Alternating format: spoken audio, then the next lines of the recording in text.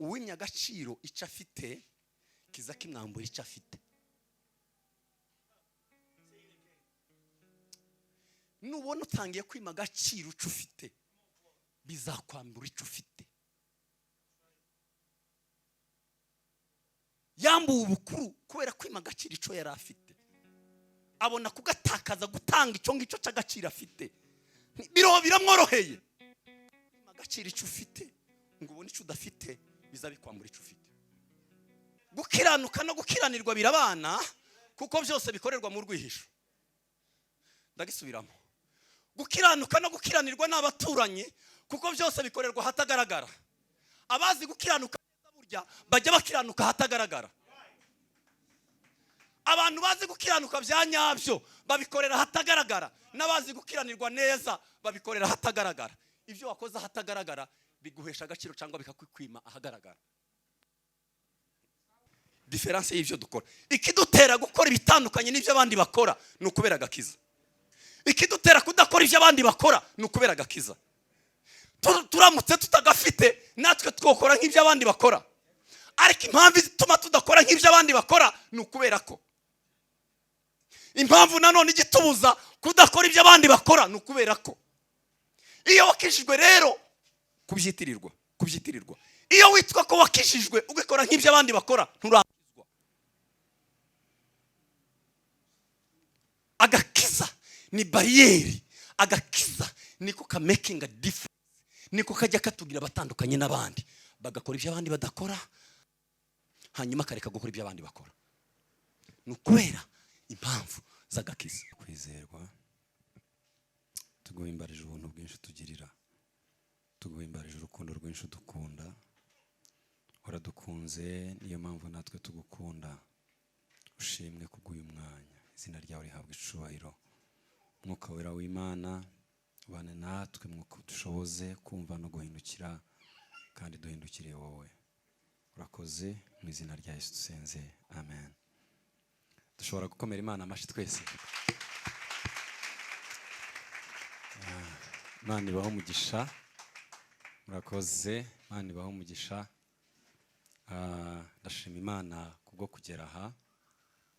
Ni ubuntu bw'Imana bwinshi. Imana yagize neza kutugeza aha. Twari tubakumbuye.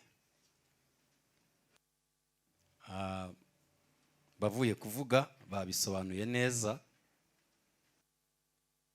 ariko njyewe ndashima Imana kuba muri iri torero rya pastor wanjye wanshumbye nkiri mutoya.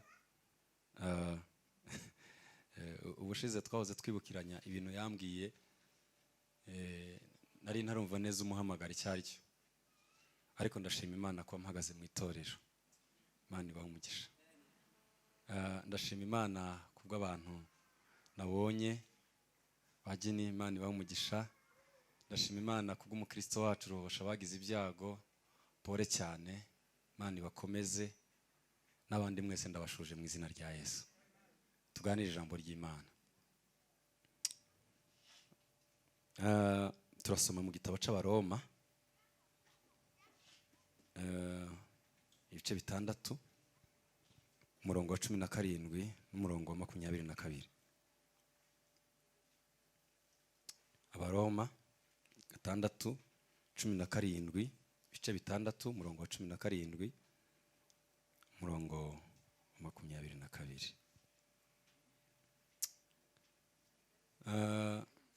Abaroma, igitabo cy'Abaroma ibice 6, umurongo wa 17 n'umurongo wa 22.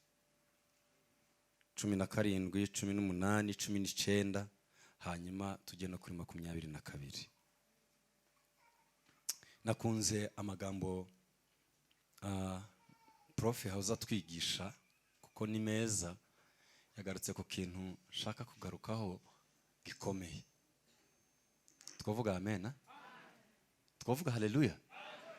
Ngaho tubivuge tuzamuye ibiganza. Tuvuge twese haleluya. Imana ibahe umugisha. Hari Yesu ni umuhanga mu gukora. Niyo mpamvu ibyo dukora byagombye kuba biri ku kigero cye. yari afite gahunda yo gukora imyaka 3, ayitegura imyaka 30. ni ukuvuga buri mwaka wo gukora waba guteguye imyaka 10. imyaka 3 yo gukora iteguwe mu myaka 30, kugira ngo ibyo akora bizabashe kugera ku rwego rwiza. urwego rwiza tugeraho rurangana n'igihe kirekire tumara dutegura. impamvu tugira abakristo batari originale, umuntu akizwe ejo akirukankana gufata microphone none, yaraye akijijwe ejo. ntitugira umwanya wo gutegura ibyo tubamo ngo tubyumve, wumve ibyo ugiye kujyamo, ufate igihe cyo gutegura ubuzima bwo kuba umukristo. hanyuma twagenda twavuga haleluya, twagenda tugashirana n'impamba, ihamba ikadushirana tukiri mu rugendo, tukirimo kugenda. kandi ihamba ishize abantu bagumwuma abantu bagumwuma kubera gushiranwa n'ihamba mu rugendo. mu rugendo ihamba ishize biri automatique ko umuntu agumwuma. umwuma abarakore baguye muri iki gihe ni ikibazo cyo kutagira impamba, kandi mu gihe tumaze gukizwa tukumva ko twese tugomba gutanga. iyo dukishijwe tujya twumva ko twotanga, ariko abazi kubikora neza bagira igihe kinini cyo gutegura urugendo rwa gikristo, agategura ubuzima burebure burambye, akabuteguza n'impamba ndende izamumarana igihe kirekire.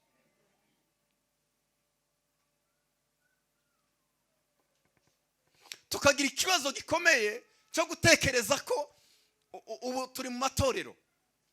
abantu benshi bararota gukora amatorero, ni byiza. bamwe bisetinze kuba abahanga bo gutegura, abandi bisetinga kuba abahanga bo kubisengera, ariko igikomeye muri byo ndabivuga muri uru rurimi bize kumvikana neza. niba hageze gusenga bajya bakubwira ngo senga nk'utarateguye. niba hageze gutegura bakakubwira ngo tegura nk'utarasenze, kuko byombi biravugitse. aya kambisubiremo. tuzamura amaboko tuvuge amen. Pray as you have never planned, and plan as you have never prayed. nujya gukora iby'Imana,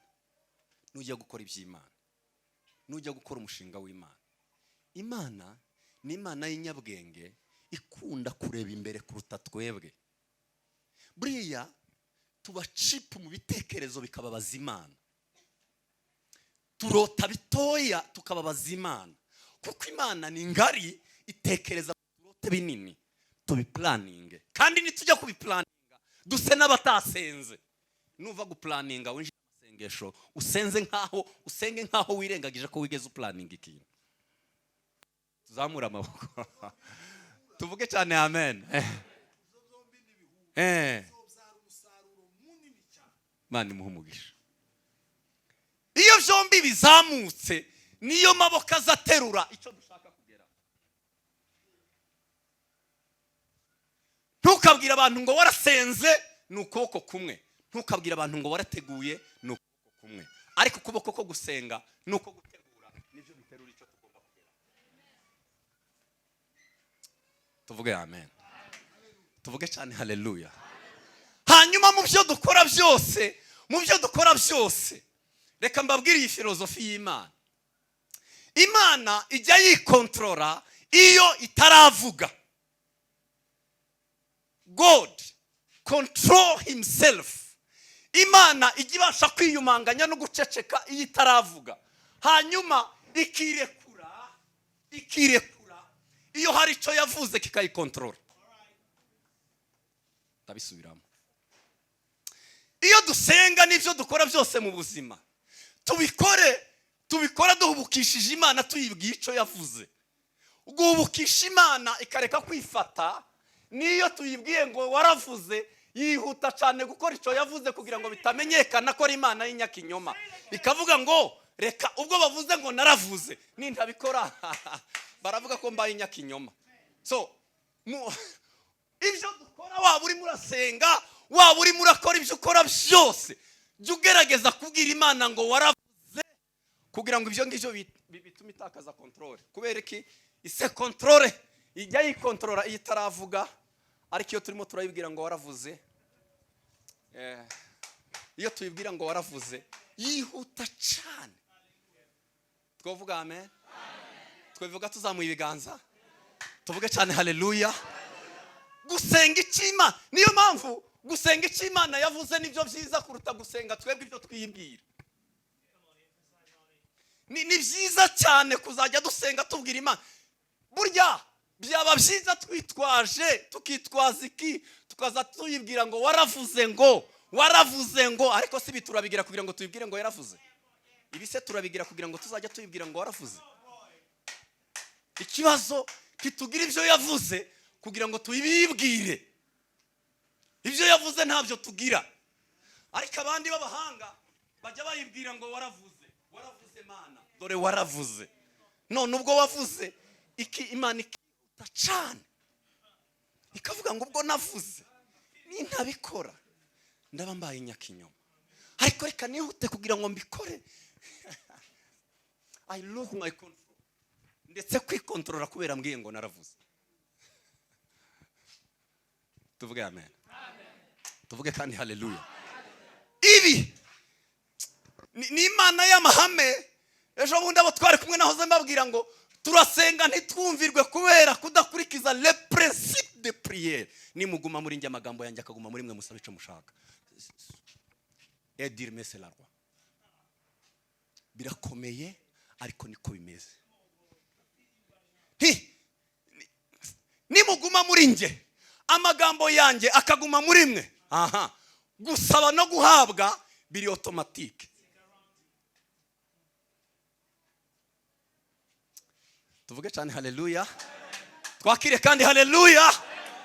Izi nizo principe z'Imana. Iyo dufite bene izo principe, iyo dufite bene ayo mahame, nivyo Paulo yandikaga mu gitabo cy'Abakorinto akababwira ngo n'Imana. Paulo ni umuntu w'umugabo nditonda. Bishoboza kumpereza sinamenye umwanya kuko ndaza gutwara umwanya w'abandi. Unyandikire gusa nk'agapapuro nta kibazo. Paulo niyo mpamvu yari umuhanga, yamaraga gusetinga principe z'Imana. Yandikiye Abakorinto inzandiko enye, ariko hari ahantu nkunda cyane arimo kudefinisa gukora kw'Imana.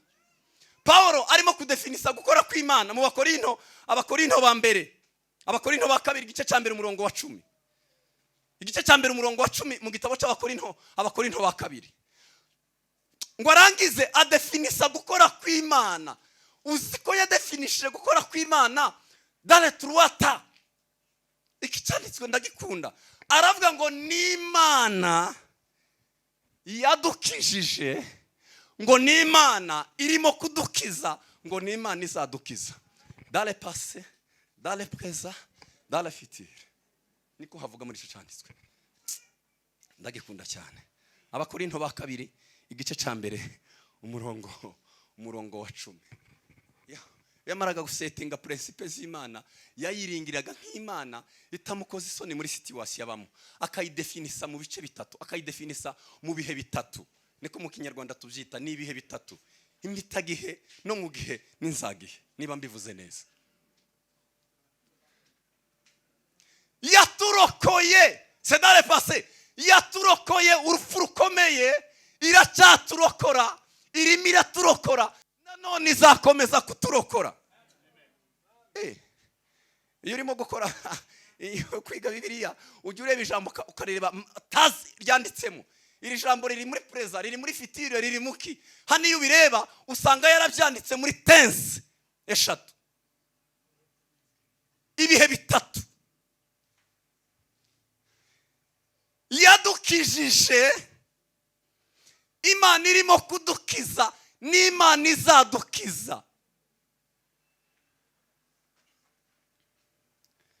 Mwabibonye? mwabonye ibyo bihe ko ari bitatu. Principe z'ubumana nziza zijya zituma abantu babasha kumenya ubwiru bw'Imana bukomeye. Reka tuganire ku magambo nahaye umutwe uvuga ngo gukizwa, gukomeza agakiza, gukomeza agakiza. Nibigeraho dutakaza control y'ama emotion kubera bita exciting emotions, nibigeraho bitabyutsa ama emotion mu byihanganira, ariko turebe gukomeza agakiza, imbaraga zituma umuntu abasha gukomeza agakiza, imbaraga ziduha gukomeza agakiza. Imana ifashe, ndimo ndasenga mu mutima kugira ngo Imana idufashe twese, iduha amatwi tubashe kumva. Tuzamura amaboko tuvuge haleluya.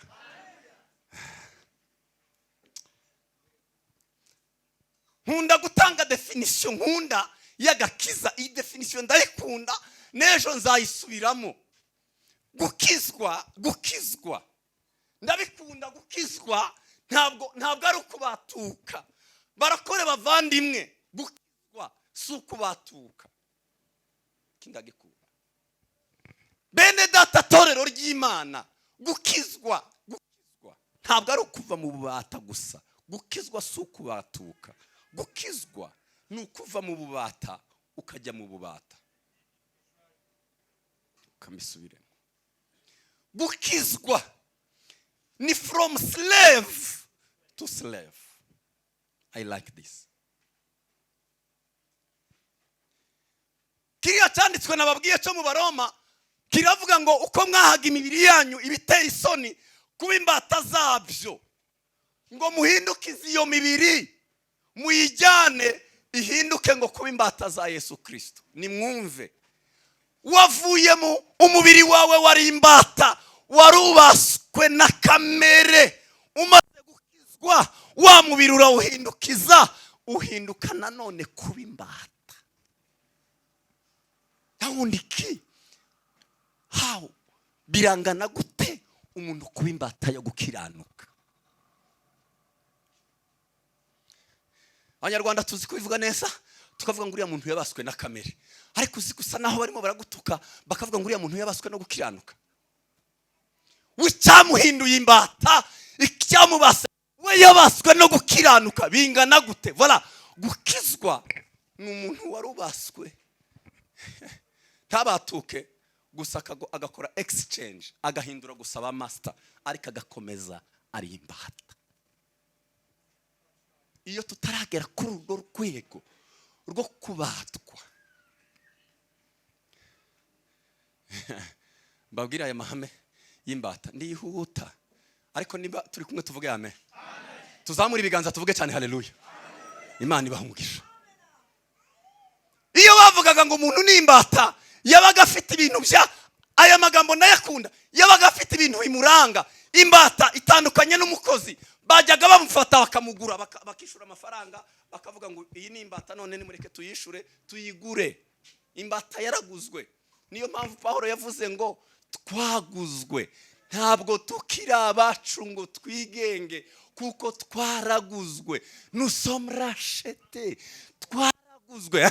Niba twaraguze, iyo ni pwe yerekana neza ko turi imbata.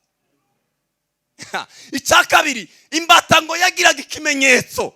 Yabagiriye ikimenyetso, barayishizeho ikimenyetso. Pawulo agaruka kuri aya magambo, aravuga ngo yadushizeho ikimenyetso. Aza tureba akavuga ngo ese babantu bari ikimenyetso, ngo yadushizeho ikimenyetso ariwe mwuka wayo. Abisiraheli ngo babashiragaho ikimenyetso, ngo bakabatora amatwi. Wazuva umuntu yava kwa Rubeni yajya kwa Asheri, bakavuga ngo uriya ni imbata. Nta kintu na kimwe wakwiyoberanyaho kuri imbata, kuko ugendana ikimenyetso.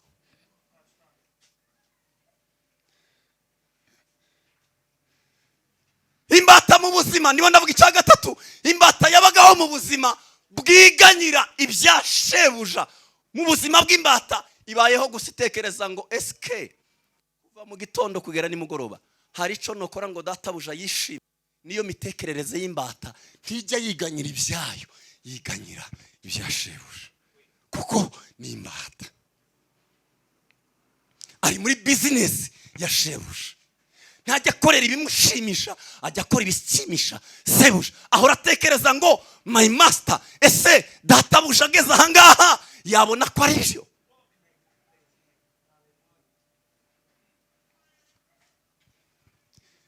Iyo hagize umugabane abona awuhabwa na sebuja.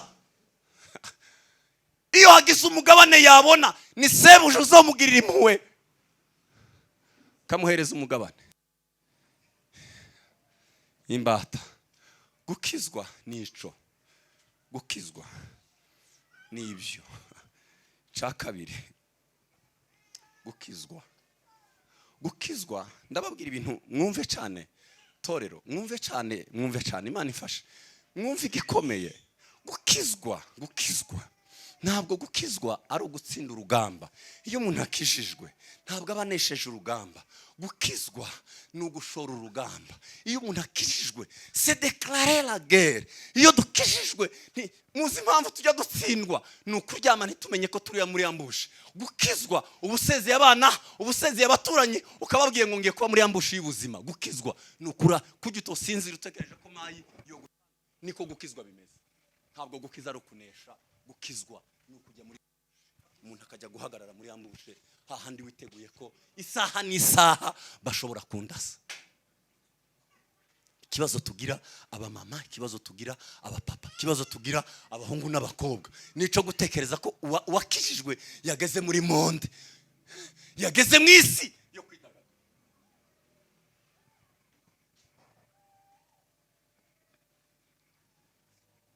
Gukizwa ntabwo ari ukunesha urugamba. Gukizwa no gushora urugamba, kuko iyo tutarakizwa ntawe turwana nawe. Ariko iyo dukijijwe tuba tubwiye Satani ngo kuva uyu munsi dutangiye urugamba nawe,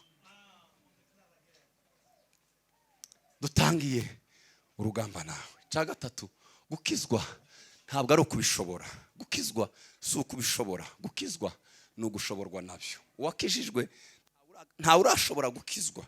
Uwakijijwe bya nyabyo n'uwo byashoboye, kuko twebwe ntitugira imbaraga zidushoboza gukizwa. Iyo twakijijwe nivyo biza bidushobora,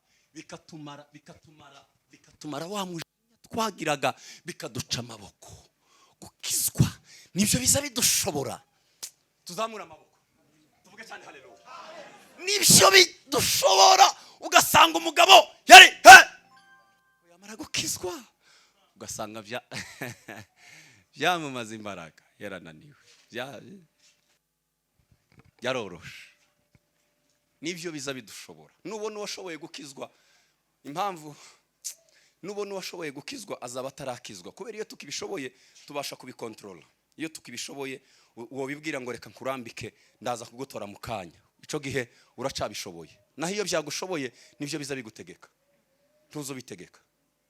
Impamvu tuba turambika agakiza tukagashira ku ruhande nuko tukibishoboye, ariko umunsi kadushoboye ntituzabasha kugategeka. Niko kaza kadutegeka, kakakubwira ngo aho ntubereye kuhicara, abo ntubereye kuvugana nabo, kuko warakijijwe. Se turi kumwe? Uko niko gukizwa. Kuza gushobora twebwe niko kuza kuduha orientation, kukakubwira ngo caha iyo kwadushoboye. Ariko iyo tukirimo kuvuga ngo ndakarambika mbanze ngukubite mbone kuza kugatora, reka mbanze ngashire hasi ngukubita nimara kugukubita ndongera ngatore, ndagashoboye hano ningashira hano hasi ndaje tubonane, reka mbanze ngashire ku ruhande. Niyo mpamvu abayumbe bari mu kurambika bakakora ibyo bakora ndikarabashobora. Ariko kaciye amaboko we, tuvuge cyane haleluya. Ntabwo bishobora, ntibikunda. Oya ntibikunda. Wowe gashira hese karagushoboye, ko ariko kakudirectinga. Wowe bigenza gutese karagushoboye. Uracagira ijambo se niko kakugira mu ijambo. Ariko agakiza tukigiraho ijambo. agakiza tukibwiraho ijambo tukakabwira ngo wagakiza we banza ugire gutya hanyuma ndaje nyura ahangaha agakiza ugakora iyandi dukizwa nk'uko dushaka. Bizagenda gute ngo dusarendinge my life is not my own kugera aho tubwira Imana ngo none ubuzima ntibukiri ubwanjye asarenda tuyu ubuzima bwanjye ndabushije. Ejo bundi nahoze mbabwira ngo gukizwa nyako no gufata ubuzima ujugunya mu biganza by'uwaburemye akaba ari bozo kugira ngo iyo icyo bitaragenda gutyo ngufata ubuzima bwawe ubujugunya mu biganza by'uwaburemye tuzamura amaboko tuvuge cyane haleluya. Nico bita gukizwa ni ukuvuga ngo my life is not my own none ubuzima ntibukiri ubwanjye I belong to you. Ntabwo ubuzima bukiri ubwanjye. Gukizwa ni ukwambura ubuzima wowe. Hari koti sinkunda cyane ivuga ngo Kristo ntajya abana natwe muri twe tukiri bazima. Kristo ajya abana natwe twarapfuye. Wowe ukiri muzima Kristo ntiyo waba muri wowe. Gukizwa ni ukwica wowe kuko agakiza twavuga amen aba mama nta Yesu uzoba muri wowe ngo mubane muri babiri kuko muri wowe ntihazabamo babiri hazabaho Kristo muri wowe cyangwa akabaho wowe muri wowe Kristo nawe ntibazaba abana. Ntabwo bikunda ko Kristo abana nawe muri wowe babiri ntibabamo nta ntebe zibiri zibamo habamo intebe imwe Kristo muri nge cyangwa nge muri nge. Iyo twakishijwe rero gukizwa no kwimura wowe muri wowe tuzamura amaboko tuvuge cyane haleluya. Iyo Paulo yavugaga ngo none sinjye ukiriho mutekereza ko yari yaragiye none sinjye ukiriho yabagahe kandi ari urimo kwandika ari nawe birimo kubivuga none sinjye ukiriho njyewe ntago njyewe nkiriho akababwira ngo njyewe sindiho ni Kristo muri nge. Kubera iki we yari yarabambanywe na Kristo yari yarafashe uramubamba. Iyo tutarica batwebwe ntiturakizwa. Le grand problème que nous avons pour le moment niyo kwica abadayimoni utarica wowe ugatekereza kuzokizwa. Wowe se ukwica abadayimoni wowe kwazabanza gupfa wowe habanza gupfa batwebwe n'abadayimoni. Akayore narababwiye ngo Satani nta mugozi agira ajya azirikisha umuntu umugozi amusanganye nta mugozi Satani agira uwa gusanganye niwe aza kuzirikisha. Ariko iyo wishe wowe nta mugozi ugira Satani aza kugira akaburisha kuzirikisha aza tuzirikisha iyo dusanganye akatuzirika wa wundi yagusanganye kubera nturavugira imigozi y'ubusambanye gira imigozi ya bya bindi tuzi kituziranye ba gira imigozi ya bya bindi akagusangana umugozi akakuzingazingiraho. Ariko iyo wapfuye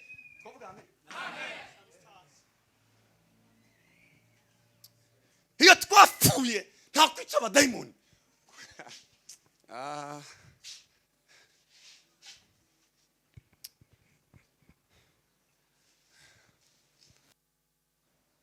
Imana ibaho umugisha. Imana iduhe gukizwa bya nyabyo. Mureke tuzamura amaboko tuvuge cyane haleluya. Buriya diferanse y'umukristo ese buriya sinasomye cyanditswe mwacanditse ndaza kubabwira n'ibindi utahugiye mu rugo gusoma hano se bazasomera Bibiliya bazabasoma abantu bageze mu rugo ni hahandi ninsoma nturifata ariko icyanditswe nakibabwiye ndababwira n'ibindi. Buriya diferanse y'ibyo dukora ikidutera gukora ibitandukanye n'ibyo abandi bakora ni ukubera agakiza. Ikidutera kudakora ibyo abandi bakora ni ukubera agakiza.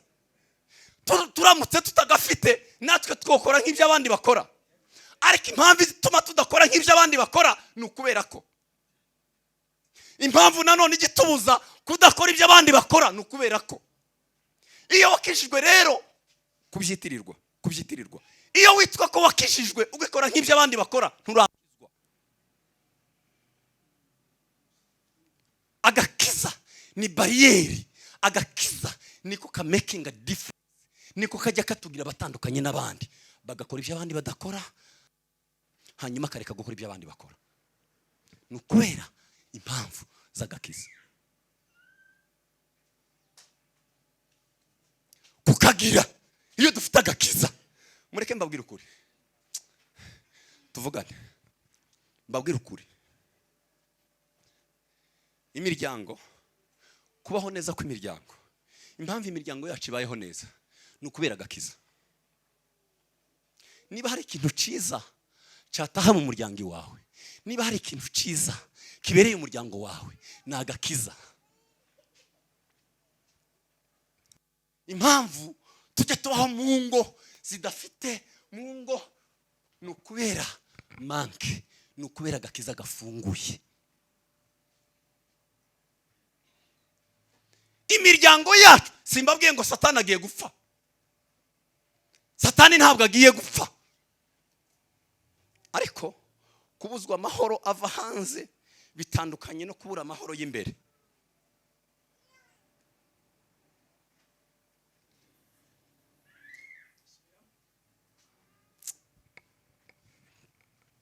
Tuvuge amen. Tuvuge haleluya.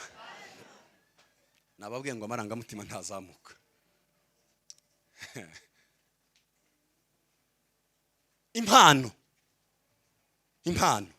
nziza, ubutunzi bwiza bwaba mu miryango yacu ikabamwe amahoro, ni umuryango urimo agakiza. Narimvuze ngo Satani ntagiye gupfa none ngo tuvuge ngo intambara za Satani zirashize, ariko intambara ziva hanze turwanana na madamu n'abana, izo ziroroshe ngo tuzitsinde kurutiri hagati yanjye na madamu. Kandi intambara bene izo zikomoka ku kudakizwa kwacu twembi nawe.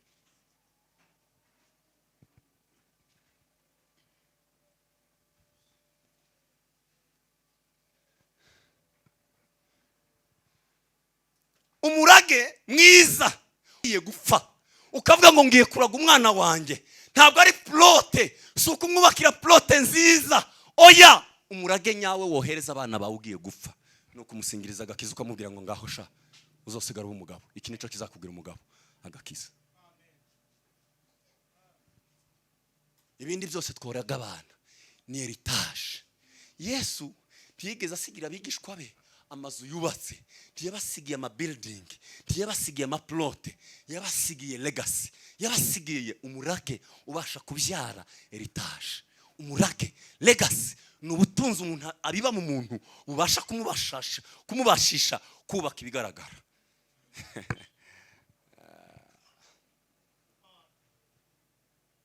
Umurage umurage abana bawoba wo baraga no kubahereza agakiza.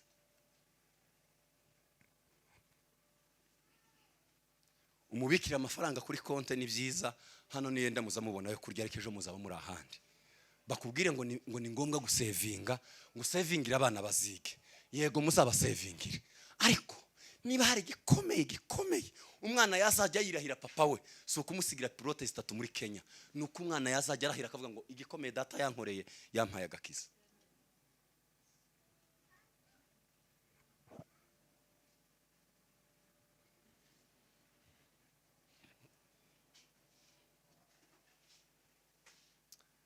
Turi kumwe? Twavuga haleluya. Twongera ijwi tuvuge haleluya. Kanze mbabwira aya magambo. Iyo umuntu amaze gukizwa hari ibintu bitatu aha agaciro. Iyo umuntu amaze gukizwa ibintu bitatu byo guha agaciro iyo umaze gukizwa. Hanyuma ibi bijya bituma tubana inshuti n'Imana yakadasohoka, inshuti n'Imana ikomeye, tukaba inshuti n'Imana aho tudashobora gutandukana. Ibintu bitatu wagombye guha agaciro umaze gukizwa, bitatu. Ugomba guha agaciro mu buzima umaze gukizwa, bitatu. Iyo bihaye agaciro, agakiza kakubera umurage. Kuko gutakaza ibi bintu, iyo tugize ibyago ntitube tugitekereza kuri iki kintu. Haleluya, haleluya. Tuzamura amaboko tuvuge haleluya. Icambere ni privilege, ndabyita iki mu Kinyarwanda? Ni amahirwe akomeye. Guhora utekereza, guhora uzirikana iki byitwa amahirwe akomeye yo kugirwa umwana w'Imana. Iyo umuntu yibagiwe iki ngiki, ukibagirwa identite y'uriwe, biroroshe ngo nkora ibyo ngomba gukora mu buzima. iyo umuntu akirimo kwibuka ko ari umwana w'Imana, iyo umuntu nkirimo gutekereza agaciro ko kugirwa umwana w'Imana, bijya bituma aho naringeze umutima ukambwira ngo remember your identity. Ibuka uriwe, ibuka ko wabaye umwana w'Imana. Nkavuga ngo ndisubiye icyo naringiye gukora kibujijwe n'uwo nyitwawe. Kudahora twibuka ko turi abana b'Imana bijya bituma twisanga mu buzima, bigatuma twisanga, bigatuma dukora. Kwibagirwa, kudaha agaciro ko kuba umwana w'Imana. Ibuka uriwe. Hari umugabo nkunda cyane yarapfuye, Dr. Myles Munroe. Yari umugabo nkunda cyane, yarimo kudefinisa the power of identity, imbaraga z'uriwe muri Kristo Yesu. Abo turibo muri Kristo Yesu,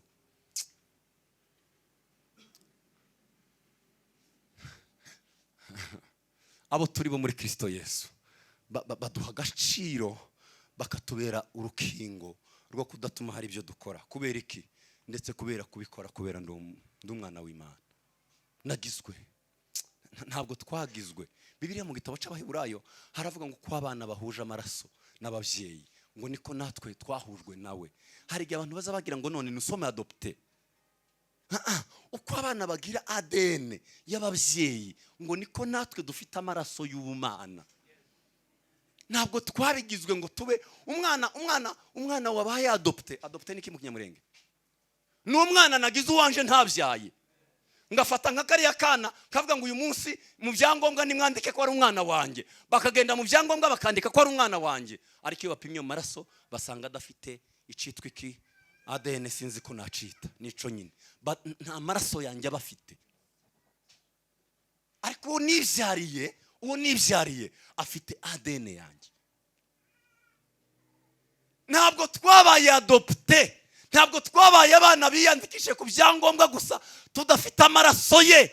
Uko abana bahuje amaraso n'ababyeyi, uko niko natwe turi. Icya kabiri ndagikunda, torero ry'Imana, guha agaciro amaraso twaguzwe. Ndaza kubisobanura neza. Guha agaciro amaraso yatanzwe ngo ube umwana w'Imana. Ntabwo bwakeye mu gitondo gusa ngo tubagirwe. Icya mbere ni ukuba umwana w'Imana. Icya kabiri ni amaraso the cost paid, igitambo cyatanzwe, ikiguzi cyatanzwe.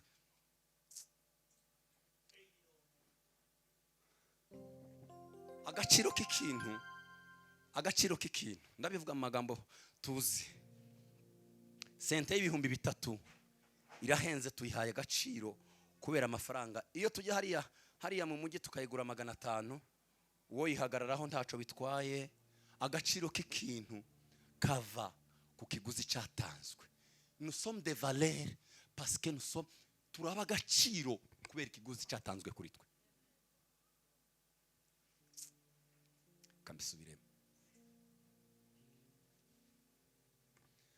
Abo turibo bagaciro, bari proportionnel, bari ku rwego rw'ikiguzi cyatanzwe. Oya, yaguzwe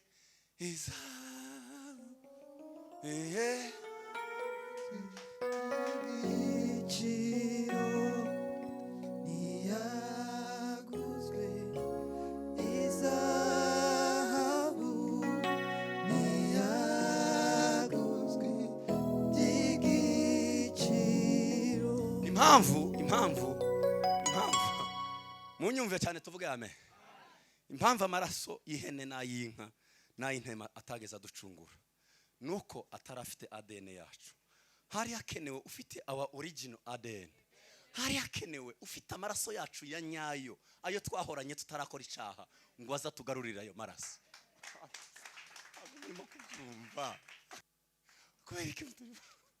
Ntabwo byari gukunda kwa ihene n'ay'intama ducungura kuko ntiyari afite ADN yacu. Hari hakenewe ufite ADN twahoranye tutarakora icyaha ngo aze ayidusubize. Ihene ntibyari gukunda, ntabwo byari gushoboka. Ihene ntizari gushoboka, tijana twari duhuje ADN. Hari hakenewe tuzamura amaboko abantu tuvuge cyane haleluya. Hari hakenewe Yesu Yesu Yesu Yesu Yesu Yesu yemeye kwambara ubumuntu kugira ngo abantu kwambara ubumana. Yesu byarashobotse ko Imana yambara ubumuntu kugira ngo ishoboze abantu kwambara ubumana. Byarakunze ko Imana, hanyuma ngo Imana yamugize icyo yanga cyane kugira ngo iduhindure ikikunda cyane. Yamuhinduye icyaha icyo yanga cyane kugira ngo impindure gukiranuka ikikunda cyane. Ese umurimo murumva ba yarafashe umwana wayo w'ikinege iramufata imugira icyo yanga urunuka, kuko Imana yanga icyaha urunuka. Ifata umwana wayo umugira icyo ngicyo kugira ngo yewe wari icyo impindure icyo Imana ikunda kuruta ibindi, impindure gukiranuka.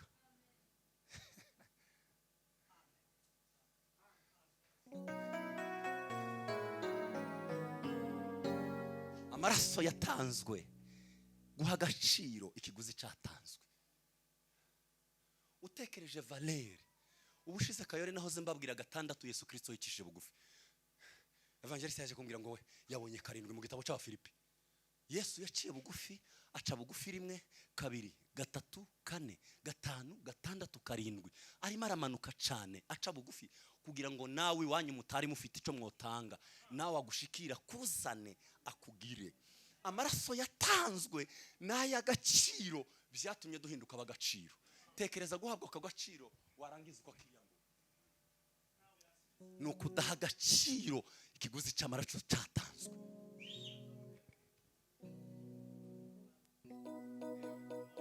Tujya tubigirwa n'amaraso y'agaciro ya haleluya. Guha agaciro ibyo, guha agaciro ayo maraso. Ayo maraso iyo tuyahaye agaciro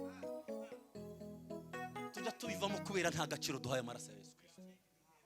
Ariko uzi guha agaciro ayo maraso, icyo kiguzi cyatanzwe si intama, oya si intama. Niye ndi wanyu mwari mufite inka 100 ariko nubwo zari kuba 500 ntabwo zari guhuza amaraso nawe ngo ntabwo bari guteranya amaraso y'inka nyinshi ngo ahinduke ko afite ADN yawe, ntibyari gukunda. Hatanzwe mureke tuzamura amaboko tuvuge cyane haleluya. Oya ntibyari gushoboka, byari gushoboka, byari gushoboka, ntabwo byari gukunda, ntibyari gukunda. Inka nyinshi ziyongereye ntizari guhinduka ngo zigira amaraso yanjye kugira ngo aze kuncungura. Iyo duhaye agaciro ibyo kubiya agaciro ni kugira ngo ni bitatu umuntu agomba guha agaciro amaze gukizwa. Guha agaciro ibyo ngibyo titwagahemutse, titwagahemutse ngo twirengagize kumanuka kwa Yesu, ngo twirengagize ico ntibyari bikwiye. Twimye agaciro ikiguzi cyatanzwe ku bwacu. Mujya mutekereza ngo ivyo bita gukeresa amaraso ya Yesu niki? Nukwima valere ico. Kwima valere. Kwima valere amaraso yatanzwe ku bwacu. Iyo tubihaye agaciro, tuvuge amina. Iyo tubihaye agaciro, unda kagakotse ukandike karavuga ngo umuntu wese ivyo uha agaciro nivyo biguha agaciro. Iyo twize guha agaciro kayo biduha agaciro kubera ayo maraso na y'agaciro. Umva, iyo ivyo umuntu ha agaciro mu buzima nivyo bimuha agaciro. Reka mvuge, tuvuge haleluya. Ivyo umuntu ha agaciro mu buzima nubona ubuzima valere birangana n'ivyo uha agaciro mu buzima.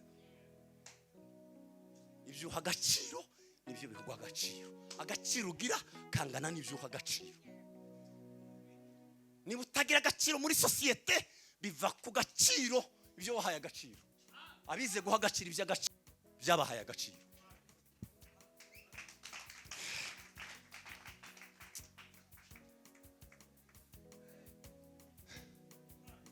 Iyo abantu bize guha agaciro iby'agaciro birahindukira bikabaha agaciro. by'agaciro. Iyo twabihaye agaciro bitubera iby'agaciro, tugahinduka ab'agaciro. Valere kenzavu, gaciro gaciro tugira. Reka mbahereze urugero. Turashari kumwe ba? Wa mugani umwanya n'igihito. Tuzamura amaboko, tuzamura ibiganza, tuvuge cyane haleluya. Gukiranuka no gukiranirwa birabana, kuko byose bikorerwa mu rwihisho. Ndagisubiramo. Gukiranuka no gukiranirwa n'abaturanyi, kuko byose bikorerwa hatagaragara. Abazi gukiranuka burya bajya bakiranuka hatagaragara. Abantu bazi gukiranuka bya nyabyo babikorera hatagaragara, n'abazi gukiranirwa neza babikorera hatagaragara. Ibyo wakoze hatagaragara biguhesha agaciro cyangwa bikakwima ahagaragara.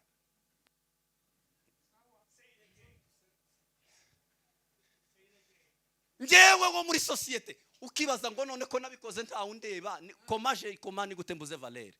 Ibyo dukorera hatagaragara, kuko n'abaturanyi gukiranuka no gukiranirwa iri hatagaragara, biragaruka bikaduha valere ahagaragara cyangwa bikayitwima.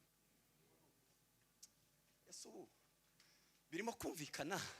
Twozamura amaboko, twavuga haleluya. Nibwo buzima. Hari gihe rero twabwira ngo twabikoreye iyo barabana n'abaturanyi, ariko manifestation y'ibitubaho hano inyuma n'ibyo twakoreye hariya hirya, ibyo twahaye agaciro hariya hirya. Gukizwa valere y'agakiza, kitambo valere y'agakiza depend biva kuguha agaciro, cost igiciro cy'amaraso ya Yesu Kristo. Ugize ibyago, ari indirimbo biba mu gushimisha ivuga ngo nubona ngiye kwibagirwa ngo mwami zanyibutse. Kwibagirwa igitambo cy'amaraso ya Yesu Kristo uba wagize ibyago bikomeye. Impamvu ni yihe? Kubera ko umuririmbyi yavuze ngo uzanyibutse, nuko kubyibagirwa, kudaha agaciro ibi ngibi biza bituma twisanga mu mwobo. Iyo umuntu atangiye gutakaza agakiza, uzutangira gutekereza ukima agaciro uri we, ntutekereza agaciro k'amaraso yatanzwe kuri wowe. Icya gatatu, privilege ikomeye ya gatatu, nicyo naringezeho. Icya gatatu ni uguha agaciro kuba uhagaze mu mwanya wa Kristo, urimo gukora on the behalf of Jesus Christ. Kwa neema kubwa kabisa tumekubaliwa na Mungu, lakini kwa neema kubwa zaidi twapata kumutumikia. Voilà, agaciro gakomeye ko kwemerwa guhagarara mu mwanya w'Imana, ngukozaho Yesu yagakoze. Ico ngicyo ukacima agaciro, warangiza ukaja gukorera Satani. Imana yarakwemeye ikugira umwana wayo, ntiyabikugize biyoroheye, yatanze amaraso yayo. Imaze gutanga amaraso yayo, iguhaye gukora mu mwanya wayo. Ibyo byose ukabyima agaciro, ukisanga uri murakorera. Mureke tubitekerezeho. Nwacu twamenyereye kubyumva tukabirekera, ariko bitekerezeho. Bitekerezeho, oya bitekerezeho. Tureke dutekereze, ubitekerezeho nawe, ubitekerezeho. Kora meditation, ubitekerezeho. Nahinuwe umwana w'Imana, dusangiye amaraso. Yesu aba grand frère, mon grand frère Jésus ahinduka grand frère, duhuje amaraso. Amaze kuba grand frère, ntiyabikoze bimworoheye ngo nakantu gusa magakora. Yatanze amaraso ye. Tekereza ku gaciro k'amaraso ye. Hanyuma ntiyerekeye aho ngaho, aravuga ngo mu mwanya wanjye w'ico nagakoze, aho nagahagaze ndimo ndakora, niho ugiye guhagarara. Stand on the behalf, stand on my behalf. Hagarara mu mwanya wanjye. Kuba turi abakozi bakora mu mwanya w'Imana, tubyinya agaciro. Hanyuma tukabibwira ngo ni mujana hasi, nabonye undi master ngomba gukorera. None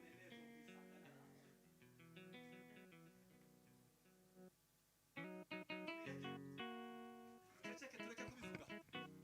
Kwari ukubahemukira, kwari ukwihemukira. Umugabo witwa Rikiorene yaravuze ngo kugira agakiza ntukabwira abandi ngo ntaho bitwaniye no kumujenosideri, ngo kuko buri murabona umuntu ngo bagiye kujyamo ngo ugahagarara ukamwihorera agiye kugwa mu gobo, ntaho bitandukanye no kumujenosideri.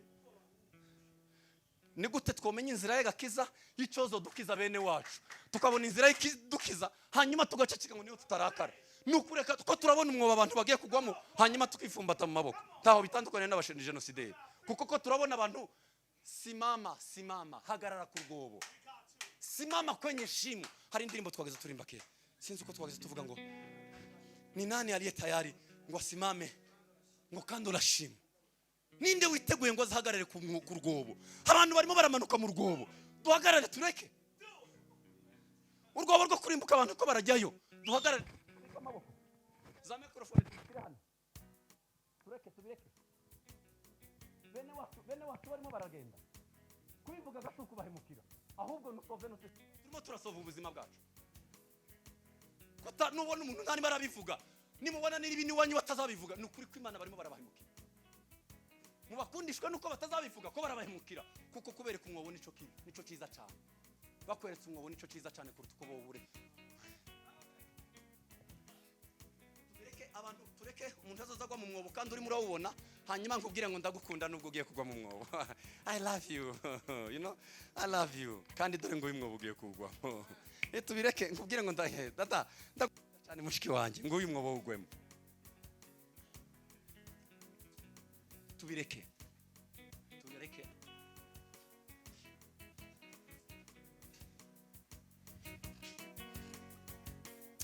Munyemerere iminota yanjye yarangiye. Munyemerere mbabwira ibindi bintu bike mbone gusohoza ko nsabye umwanya murawumpaye. Twozamura ibiganza niba tuvyemeye tuvuge cyane haleluya. Tujya dutakaza agakiza byagenze gute? Ndabahereza ingero z'abantu babiri hanyuma nsoze. Gutakaza agakiza ni ibiki bijya bitubaho iyo twatakaje agakiza? Gutakaza agakiza bigenda gute? Dore cyanditswe dusoma cyambere mu gitabo cy'Itangiriro ibice 25 umurongo wa 27. Musome ubunyine cyangwa musome mutaje, jewe nta mwanya mfite wo gusoma. Itangiriro 25 umurongo ni wa 27. Amagambo arimo n'ay'umuhungu witwa Esau. Turayazi twese twakuye muri ibi mu Sunday school. Ni mwumva ibintu Esau yahaye agaciro, ari iyo twabihaye agaciro tujya dutakaza agakiza. Mwumva ibintu Esau yahaye agaciro. Mwumva ibintu Esau yahaye agaciro bisa n'ibyo tuzaduha agaciro tugatakaza agakiza. Ni mwumve icyo Esau yahaye agaciro. Nabishize mu magambo agera muri 3 niba 5.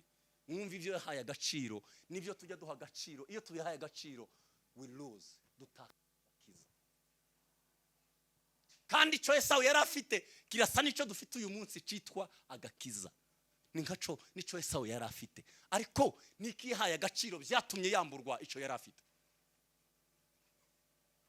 Makoro ya Esau turayazi. Mwana wa Yakobo, mwana wande wa Yakobo wa Isaka bavukana ari babiri na Yakobo.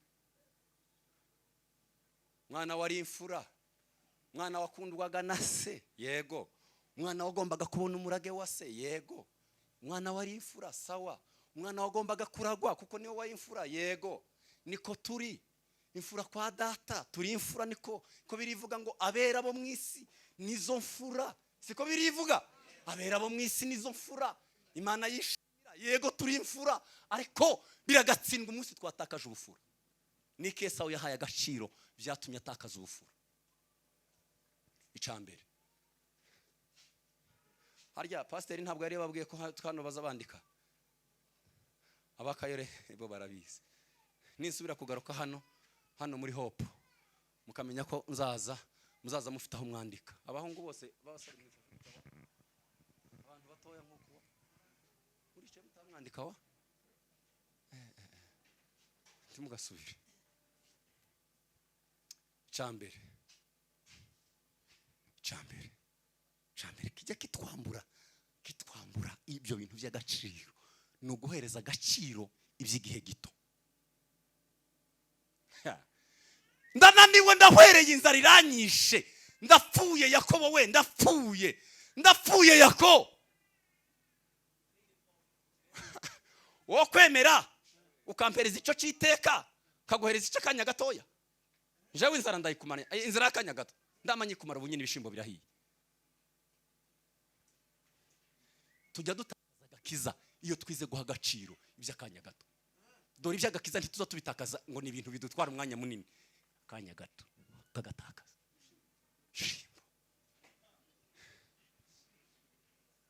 Tujya tugatakaza si ibintu binini, ni iby'akanya gato. Yahaye nico Esau yakoze gusa. Yamaha agaciro gusa ibintu by'akanya kangana nguko. Ibishimbo yamayibona ko yapfuye. Mana we. Ariko i Rwanda ni habi, ariko ni heza. I Rwanda ni heza. Kubera niho baza bisiga cyane. Amavuta agatuma utakaza agakiza. I Rwanda baza bisiga cyane. Ino ntibibabaye kubera bidakunda kwisiga cyane. Ino nta mukobwa wino utakaza agakiza kubera amavuta. Kubera ino ntibaza bisiga cyane. Ko turavuga iwacu i Rwanda. Ino se bafite umwanya bari muri shuguri. Ino se byo kunda shuguri. Ariko iwacu i Rwanda.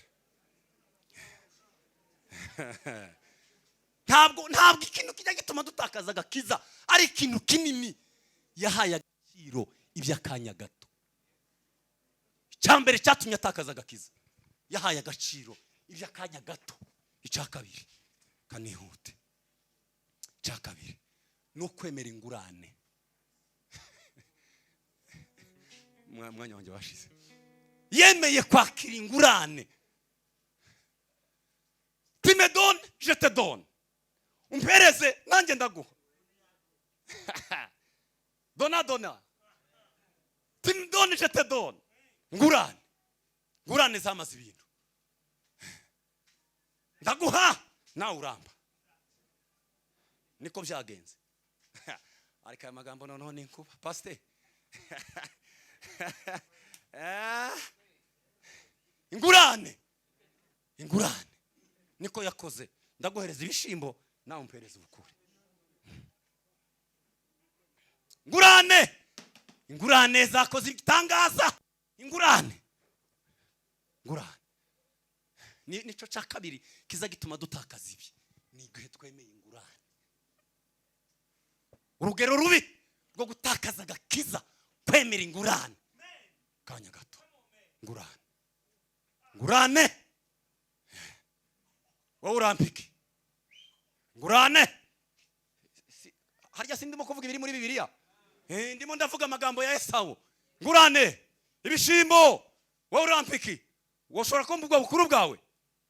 Heritage iri etano.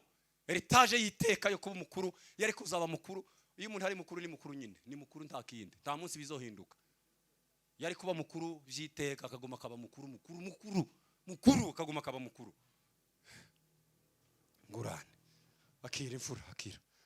Umpaye ubukuru? Ego. Ibishimbo biraha. Ariko simbiguha tarampereza ingurane. Agakiza tujya tugatakaza iyo twemeye ingurane.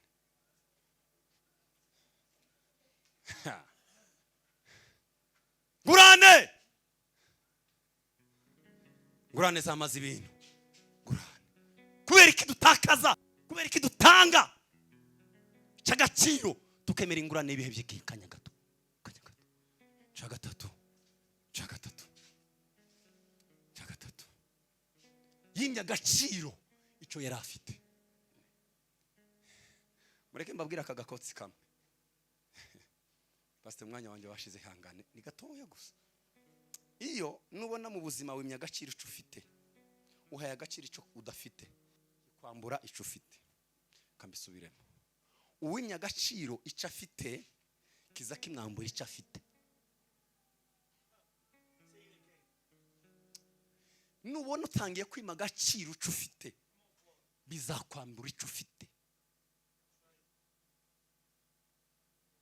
Yambuwe ubukuru kubera kwima agaciro icyo yari afite. Abona kugatakaza gutanga icyo ngicyo cy'agaciro afite. Biramworoheye. Kwima agaciro icyo ufite ngo ubone icyo udafite, bizabikwambura icyo ufite.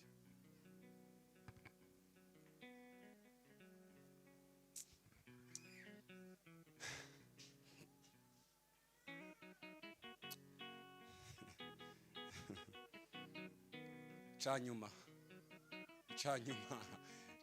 narimo mbabwira Esawu urugero rwo gutakaza agakiza. Cyanyuma amarira ye yabuze agaciro, kurira kwe kwateshejwe agaciro. Umunsi hari yageze ko batanga umurage yarawuta. Mujya mugira ngo none Yakobo yariganyije Esawu umunsi batetse umunsi nyina yatetse akambika Yakobo uruhu. Muzamugira ngo niwo munsi byabaye se? Oya ye, byabaye umunsi yemeye gutanga ubukuru abugurana. Amarira ye ntaco yamumariye. Umunsi yazarira ahabwira se ngo none data we nta wundi mugisigaranye mupereza.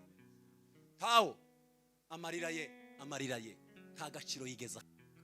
Mwumva igikomeye, amarira nta gaciro azahabwa iyo ibi bintu twabitakaje, twabyimye agaciro. Amarira yacu ni turacafite umwanya.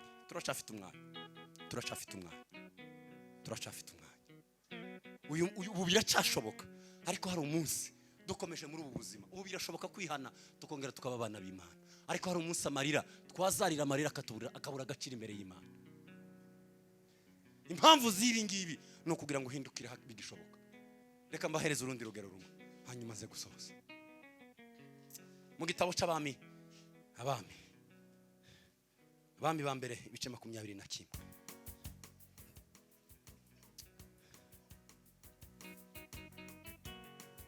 Abami ba mbere ibice 21. Ntabwo ngiye gusoma, ni amakuru ngiye kubabwira urugero rwa kabiri. Ese muracankunze ba? Twovuga cyane haleluya.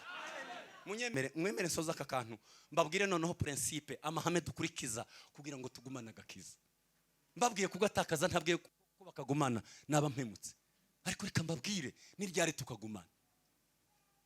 Tujye tukagumana ryari. Amakuru ari muri iki cyanditswe ni amakuru ya Naboti. naranditse mu gitabo canje cy'umurongo gutya, hano nandika Esawu, hano nandika Naboti. Mwumve difference ya Esawu na Naboti. Ni ryari tuzatugumana agakiza? 21 nico gico harababaje umurongo. Soma ico gice na makuru ya Naboti. Ntabwo ngiye kubabwira umurongo, na makuru ya Naboti mbabwire ukuntu Naboti byagenze. Tuzamura amaboko. Tuvuge cyane haleluya. Bigenda gute ngo tugumana agakiza tugakomeza ryari? Icyambere, Naboti yahaye agaciro ico yari afite, umurima yari afite. Yahaye agaciro umurima yari afite, abona ko ari uw'agaciro. Icya kabiri, Naboti yanze ingurane. Icyo yari afite yakibonye comme une chose de valeur, yakibonye nk'icy'agaciro. Aravuga ngo ikimfite nico cy'agaciro. Ikimfite nico cy'agaciro. Okay, ikimfite nico cy'agaciro. Ikimfite nico cy'agaciro. C'est une chose de valeur. Iki nico cy'agaciro. Aha, sawa nico cy'agaciro. Ngaho rero tugurane, ndaguhereza undi murima. Pour moi non. Njewe oya. Ndaguhereza umwiza kurushaho. Pour moi non. Njewe oya. Ntabwo bikunda gutanga ingurane. Ntibikunda. Sambo sino yitanga. Icyo mfite ni cy'agaciro.